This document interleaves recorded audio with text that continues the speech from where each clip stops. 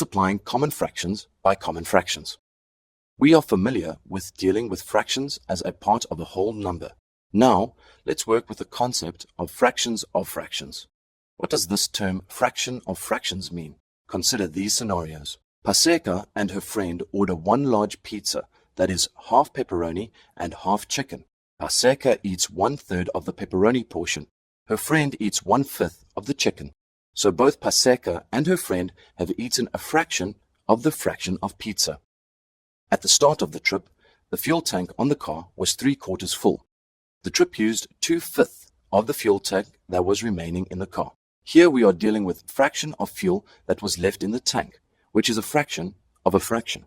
When we are finding a fraction of another fraction, we are multiplying the fractions. Now let's apply this concept using an example. Recall that a fraction is a part of a whole.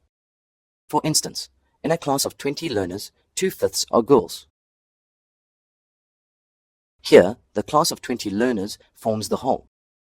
2/5 is the fraction or part of a whole. Now, let's work with fractions of fractions.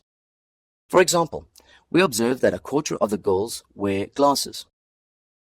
Here, 2/5 of the class forms the smaller whole. 1/4 of this fractional part of this smaller whole. Hence, 1/4 is a fraction of the fraction of girls. Multiplying the two fractions gives us the fractional part of the larger whole. Hence, we divide the whole into quarters and ask ourselves, how many quarters are there in 2/5? We multiply the numerators together and the denominators together. 5 times 4 gives us 20. 2 times 1 gives us 2. We can simplify this fraction further.